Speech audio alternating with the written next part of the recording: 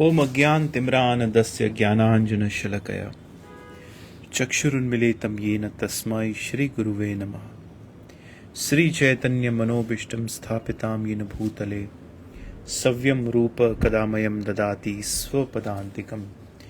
जय श्री कृष्ण चैतन्य प्रभु नित्यानंद श्री अद्वैत गदाधर श्रीवासादि गौर भक्त वृंद। हरे कृष्ण कृष्ण कृष्ण हरे हरे, हरे राम राम राम हरे हरे। ओम नमो भगवते वासुदेवाय, ओम नमो भगवते वासुदेवाय, ओम नमो भगवते वासुदेवाय। कृष्णाय वासुदेवाय देवकी नंदनाय च नंदगोप कुमाराय गोविंदाय नमो नमः। हे कृष्ण करुणा सिंधु दीनबंधु जगतपते गोपेश गोपी ककांत राधा कांत नमोस्तुते।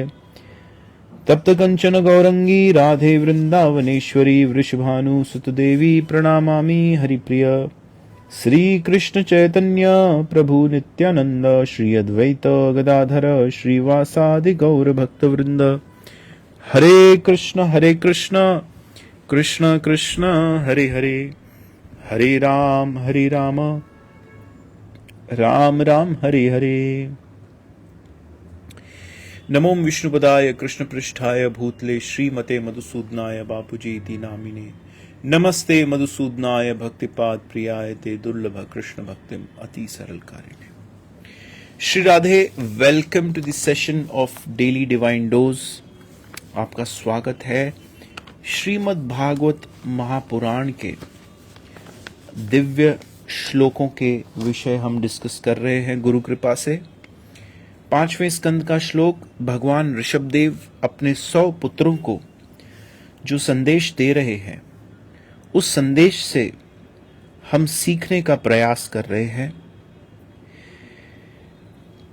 5वें स्कंद का 5वें अध्याय का पहला श्लोक भागवत महापुराण में, हे पुत्रों, इस संसार के समस्त देहधारियों में जिस मनुष्य देह प्राप्त हुई है, जिसे मनुष्य देह प्राप्त हुई है, उसे इंद्रिय तृप्ति के लिए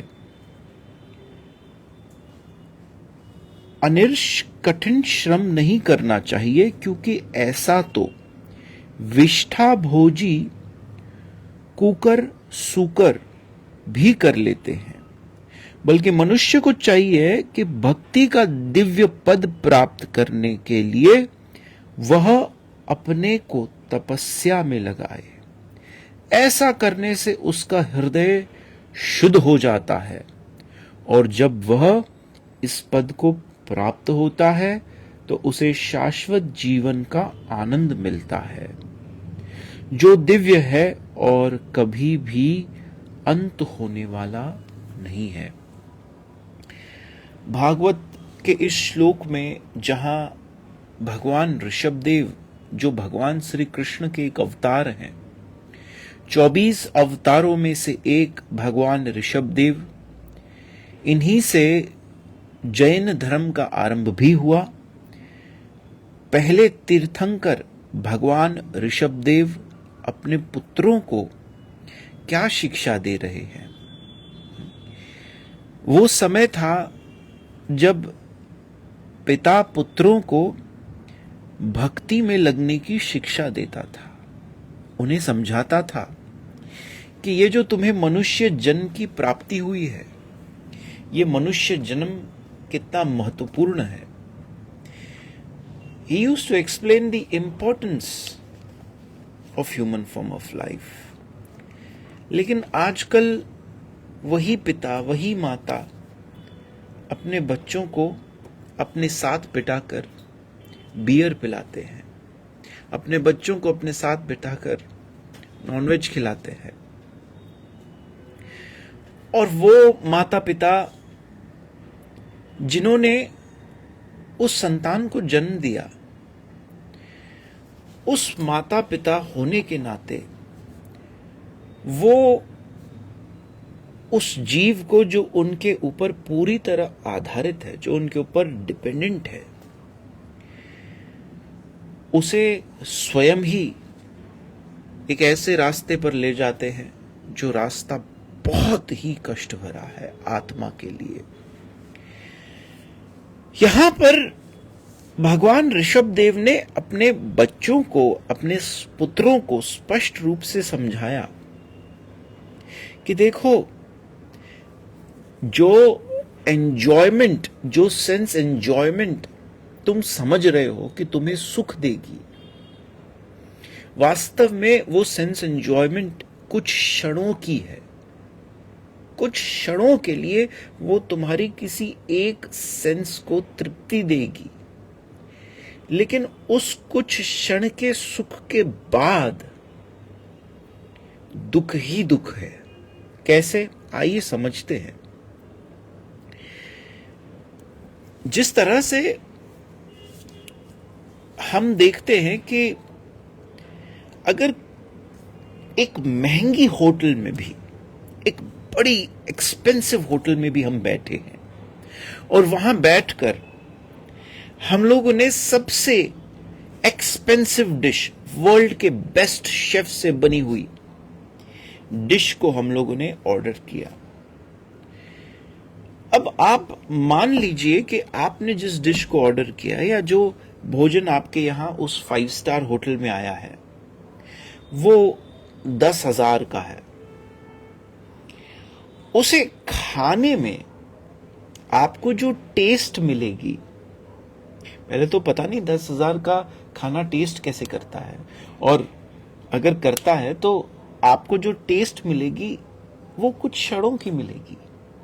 ऐसा हो नहीं सकता कि आपने अगर उस भोजन को खा लिया and then you say that, oh, it is so expensive food, I will not give this, I will not excrete this food out of my body।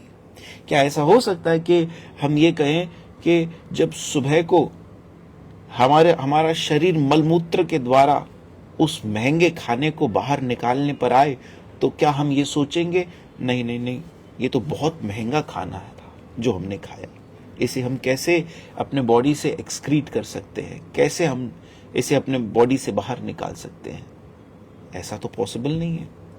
और जो सुख हमें मिला वो कितने क्षणों के लिए मिला? कुछ क्षणों के लिए, फॉर फ्यू सेकेंड्स। लेकिन उसके बदले जो हमने कीमत चुकाई वो बहुत महंगी और बहुत ज्यादा चुकाई। इसी तरह से इस दुनिया में हर सुख की कीमत हम बड़ी महंगी चुकाते हैं, लेकिन वो सुख जो है वो चलता बहुत थोड़ी देर है, लॉन्ग लास्टिंग नहीं होता। It is just a flinching, एक क्षण के लिए, कुछ क्षणों के लिए वो एक ऐसा एहसास सा होता है, वो सुख भी नहीं माना जाएगा क्योंकि it is just merely for some time. और आप कितना भी महंगे से महंगे सुख की बात कर लीजिए, आप जाइए और महंगे से महंगी कार खरीद लीजिए, मर्सिडीज एस क्लास ले लीजिए, मर्सिडीज की जी वैगन ले लीजिए या रोल्स रॉयस ले लीजिए, 4 करोड़ की गाड़ी भी अगर हमारे पास आ जाए, उसकी एंजॉयमेंट कितने दिन चलेगी? उसका जो सुख है वो हमें कुछ ही समय तक आएगा, 1 महीना, 2 महीना, 3 महीना, 4 महीना। उसके बाद हम इस कदर उससे यूज्ड टू हो जाएंगे कि हम सोचेंगे कि अब दूसरे ले लेते हैं। और आप देखिए, आपने इस बात का अनुभव भी किया होगा, जब आपके पास नया मोबाइल आता है उस समय तो वो आपको बड़ा आकर्षित करता है, अट्रैक्ट करता है, आप उसे ज्यादा यूज करते हो, नए मोबाइल का कंजम्पशन ज्यादा होता है। लेकिन कुछ ही दिनों बाद धीरे धीरे धीरे धीरे करके आप उसके भी यूज टू हो जाते हो। फिर आपको ऐसा लगता है कि अब कुछ और लेना चाहिए, अब एक और नई चीज की तरफ जाना चाहिए। और ये कितनी भी महंगी चीज हो, उसकी हमने चाहे जो कीमत चुकाई हो, हमें उससे सुख हमेशा क्षणिक ही मिलता है। जैसे इंसान, पता है आपको, कई लोग शादी करने के लिए उम्र भर पैसे जमा करते हैं और बहुत सारा धन एकत्रित करते हैं, और शादी का जो सुख है वो चलता कितने दिन है? वही 3-4 दिन, जब तक वो सारे फंक्शंस चल रहे हैं, लोग आ रहे हैं, मेहमान आ रहे हैं, सज धज के मिल रहे हैं, उसके बाद घूमने फिरने चले गए, बस वो कुछ समय तक वो सुख चला, उसके बाद क्या है, उसके बाद तो उम्र भर उसकी कीमत चुकानी है। श्री राधे। इसी तरह से यहां पर भगवान ऋषभदेव अपने पुत्रों को कहते हैं कि देखो, ये जो जीवन मिला है ना, ये तुम्हें अशाश्वत, एक होता है शाश्वत और एक होता है अशाश्वत। शाश्वत मतलब जो हमेशा के लिए है, जो सदा के लिए है, और अशाश्वत मतलब जो टेम्पररी है, कुछ क्षणों के लिए है। तो भगवान ऋषभदेव इस श्लोक में कहते हैं कि ये जीवन हमें अशाश्वत वस्तुओं के पीछे या अशाश्वत सुख के पीछे भागने के लिए नहीं मिला। ये जीवन हमें शाश्वत सुख के पीछे, अर्थात वो सुख जो भक्ति से मिलता है। इसलिए यहां कहा गया कि अगर तुम मनुष्य बने हो तो फिर कृष्ण भक्ति जीवन में होनी ही चाहिए। और आगे चल के भगवान ऋषभदेव ये भी समझाते हैं कि वो व्यक्ति जिसने कृष्ण भक्ति नहीं समझी, जिसने कृष्ण भक्ति नहीं जानी, ऐसे व्यक्ति को पिता बनने का अधिकार नहीं है, ऐसे व्यक्ति को माता बनने का अधिकार नहीं है, ऐसे व्यक्ति को गुरु बनने का अधिकार नहीं है, ऐसे व्यक्ति को दोस्त, किसी का मित्र बनने का अधिकार नहीं है, क्योंकि वो अपने साथ जुड़े हुए इन लोगों को अगर इस भवसागर से तारने का रास्ता नहीं दिखा सकता, वो अभी तक स्वयं उस रास्ते पे नहीं चला है, वो नहीं समझ पाया है कि ये मनुष्य जीवन की श्रेष्ठता क्या है, तो ऐसे व्यक्ति को न पिता बनने का अधिकार है, न मां बनने का अधिकार है, ना ही उसे किसी का मित्र बनने का अधिकार है, और ना ही उसे किसी का गुरु बनने का अधिकार है। ये तो भागवत के वचन है। क्योंकि जन्म हमें मिला है मनुष्य का, और अगर इस मनुष्य जन्म में भी हम कृष्ण भक्ति नहीं करें तो गर्ग संहिता कहती है कि ये तो बिल्कुल ऐसे ही हुआ कि मुक्ति की आखिरी सीढ़ी तक इंसान चलते चलते चलते चलते पहुंच गया। क्योंकि ये 84 लाख योनियों की जो सीढ़ियां हैं वो पार करते करते करते करते हम मनुष्य जन्म तक पहुंचे। और अगर उसके बाद भी गर्ग संहिता कहती है कि कृष्ण भक्ति नहीं की, कृष्ण नाम में रुचि नहीं बनी, हरे कृष्ण कृष्ण कृष्ण हरे हरे, हरे राम राम राम हरे हरे, तो ये बिल्कुल ऐसा ही हुआ जिस तरह से कि एक व्यक्ति आखिरी सीढ़ी तक पहुंच गया मुक्ति की, लेकिन दरवाजा नहीं खोल पाया, इसलिए उसे वापस आना पड़ा। दरवाजा इसीलिए नहीं खोल पाया क्योंकि चाबी ही नहीं थी। कृष्ण नाम, कृष्ण भक्ति, ये वही लोग कर पाते हैं, एक तो जिनके ऊपर गुरु की कृपा हो गई है, हरि की कृपा हो गई है, जो समझ गए हैं कि जीवन की वास्तविकता क्या है, what really is aim of this human life, क्या करना चाहिए हमें। और बाकी लोग बड़ी कीमत चुकाते हैं छोटे छोटे सुख को पाने की। याद रखिए, जो मनुष्य जन्म खोया तो उसकी कीमत जानते हैं क्या चुकाई हमने?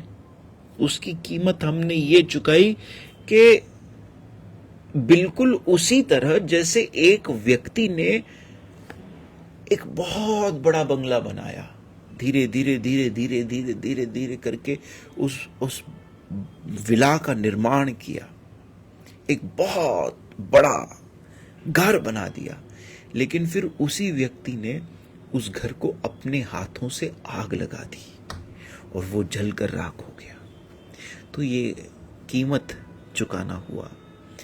जब हम मनुष्य जन्म को ऐसे ही जाने देते हैं तो ये उसी तरह से हुआ कि हमने बड़ी मेहनत से 84 लाख योनियों को पार करते करते करते करते ये इंसान की योनि तक पहुंचे, मनुष्य बन गए। अब हम ही ने इसे आग लगा दी। और हमारे गुरुदेव एक बहुत ही सुंदर सी स्टोरी सुनाते हैं कि एक व्यक्ति था, उस व्यक्ति को एक बहुत बड़े मॉल में छोड़ दिया गया। एक बहुत बड़ा विशाल मॉल था। अब उस मॉल से निकलने का एक ही दरवाजा था और उसके आंखों पे बांध दी गई पट्टी। बड़ी जगह थी, सारे दरवाजे बंद थे, एक दरवाजा था जहां से वो निकल सकता था और उसके आंखों पर बांध दी गई थी पट्टी। अब उसके पास क्या रास्ता है? वो अगर दीवार पकड़ते पकड़ते पकड़ते चले तो शायद वहां तक पहुंच जाए जहां तक रास्ता है, और उसने वैसा ही किया। और तो कुछ कर नहीं सकते क्योंकि इतना बड़ा मॉल था कि उसने सोचा मैं दीवार पकड़ते पकड़ते पकड़ते पकड़ते चलता हूं, जहां इसकी गेट आएगी, जहां इसका वो द्वार आएगा, वहां से मैं एग्जिट कर लूंगा। और वो चलता गया चलता गया चलता गया चलता गया चलता गया। अब आप सोचिए कितना चला होगा। चलते चलते चलते चलते जब बाहर जाने के द्वार के बिल्कुल करीब पहुंचा, तब उसे एक बीमारी थी। उसे बीमारी थी खुजली की। जब दरवाजे के बिल्कुल नजदीक पहुंचता है तो उसका हाथ चला जाता है कहीं ऐसी जगह पर जहां उसे खुजली होने लगती, और उस इचिंग की वजह से उसका वो दरवाजे तक पहुंचने का जो ट्रैक होता है, वो दीवार छूट जाती है और वो क्योंकि आंखों पे पट्टी बंदी है वो फिर घूम जाता है। फिर वो दीवार पकड़कर फिर चलने लगता है। अब इस बार किसी और जगह पर चला गया, फिर घूमते घूमते घूमते घूमते घूमते जब दरवाजे के नजदीक पहुंचता है फिर उसे खुजली होने लगती है और फिर रास्ता भटक जाता है। फिर खुजली होती है, फिर रास्ता भटकता है। अब यही हाल हर इंसान का है। हम भी भटकते भटकते भटकते भटकते पहुंच गए और इंसान तो बन गए, लेकिन अब ये जो मन की मस्ती है, ये जो हमारी खुजली है, ये हमें उस बाहर जाने के रास्ते से, इस जन्म मृत्यु के पुनरपि जननम पुनरपि मरणम, इस बार बार भटकने और जन्म मृत्यु के रास्ते से रोकती है। हमें ये रोकती है, भटका देती है, और उसकी वजह से हम फिर किसी और रास्ते पर चल पड़ते हैं, फिर कुछ और सोचने लगते हैं, फिर और कुछ विचार करने लगते हैं। लेकिन देखिए, इसीलिए कहते हैं ओम अज्ञान तिमिरान्धस्य ज्ञानांजनशलाकया, कि अगर हमारे पास गुरु कृपा से वो नेत्र होते हैं जो हमें बाहर जाने का रास्ता दिखा देते हैं, वो दर्शन करवा देते हैं, वो हमें ले चलते हैं उस रास्ते पर गुरु की कृपा से। तो आइए हम आज के सत्संग को यहीं पर पॉज करते हैं। भगवान ऋषभदेव के ये श्लोक भागवत में अपने पुत्रों को संदेश देते हुए, मनुष्य जीवन का महत्व समझाते हुए, दुर्लभम मानुष्यम देही, कि ये मनुष्य का देह बड़ा दुर्लभ है। और आप जानते हैं कि देवी देवताओं ने भी भगवान से प्रार्थना की कि हमें मनुष्य का शरीर दो, इस धरती पर हम मनुष्य होकर जन्म लें, वो भी कलयुग में। क्योंकि देखिए, कलयुग में हजारों दोष हैं। कलीर दोषे निधे राजन। इस कलयुग में इतने दोष हैं और ये दोष धीरे धीरे बढ़ते चले जाएंगे। जो इस समय हम दुनिया की हालत देख रहे हैं अपने आसपास, जो हम न्यूज़ पर सुन रहे हैं, टीवी पर देख रहे हैं, और हम सब अपने आसपास के लोगों के जीवन में देख रहे हैं क्या हो रहा है, ये सिर्फ अब शुरुआत है। अभी सिर्फ शुरुआत है। कलयुग तो अभी अपने असली रंग दिखा भी नहीं रहा, ये सिर्फ झलक है। जैसे कहते हैं ना, अभी एक ट्रेलर चल रहा है। पिक्चर तो भी बाकी है। तो अभी कलयुग ने अपने सारे दोष भी परिपक्व नहीं किए, वो एकदम पककर बाहर नहीं, एक उजागर नहीं हुए हैं। तो कली दोषे निधे राजन अस्ति एको महान गुण, कि इस कलयुग में हजारों लाखों दोष हैं, लेकिन एक महान गुण है इस कलयुग का, और वो है कीर्तनादेव कृष्णस्य मुक्त संग परम व्रजेत। यहां पर कृष्ण नाम का कीर्तन करने से मुक्ति का सर्वश्रेष्ठ पद जो है वो प्राप्त हो जाता है। और देखिए, देवता भी प्रार्थना करते हैं भागवत में कि हमें पृथ्वी पर जन्म मिले मनुष्य रूप में, वो भी कलयुग में, ताकि बहुत बड़ी चीज हम छोटे से समय में करके चले जाएं। इस कलयुग में समय बड़ा कम है, सबके आयु छोटी होती जा रही है, कम होती जा रही है, लेकिन इस छोटी सी उम्र में हम बहुत कुछ कर सकते हैं। इस छोटी सी उम्र में कुछ लोग दुनिया पाने के पीछे पड़े हैं, लेकिन कुछ चंद ऐसे लोग भी हैं जो सोचते हैं दुनिया तो किसी के हाथ में न आई न आएगी, चलो दुनिया बनाने वाले को पा लेते हैं। जब गुरु कृपा से ये सद्बुद्धि आती है, जब भगवान का कोई प्रिय संत, कोई महात्मा हमें ये समझाता है कि ये जो शरीर तुम्हें मिला है, इससे दुनिया ये तुम इतना छोटा क्यों सोच रहे हो कि दुनिया पाना है? अरे इससे भी बड़ा सोचो कि दुनिया बनाने वाले को पालो, जिसने ये सृष्टि की रचना की। ईश्वर परम कृष्ण सच्चिदानंद विग्रह। कौन सा कृष्ण? जिसने कहा यस, जिसके लिए ब्रह्मा जी ने कहा यस्य प्रभावा जगदंड कोटि, कि जो कोटि कोटि ब्रह्मांड, ब्रह्म संहिता में ब्रह्मा जी कहते हैं यस्य प्रभावा यस्य जगदंड कोटि, कि कोटि कोटि कोटि ब्रह्मांड जिसके श्रीअंग से उत्पन्न होते हैं, वो कृष्ण। आइए हम आज के सत्संग को यहीं पर विराम देते हैं। प्लीज, अगर आप अपने इस मनुष्य जन्म का सर्वश्रेष्ठ सदुपयोग करना चाहते हो, सर्वश्रेष्ठ सदुपयोग, तो प्लीज चैंट दिस हरे कृष्ण महामंत्र attentively.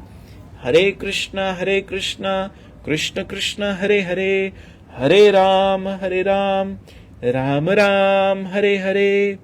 Thank you very much for joining. Chant Hare Krishna and be happy.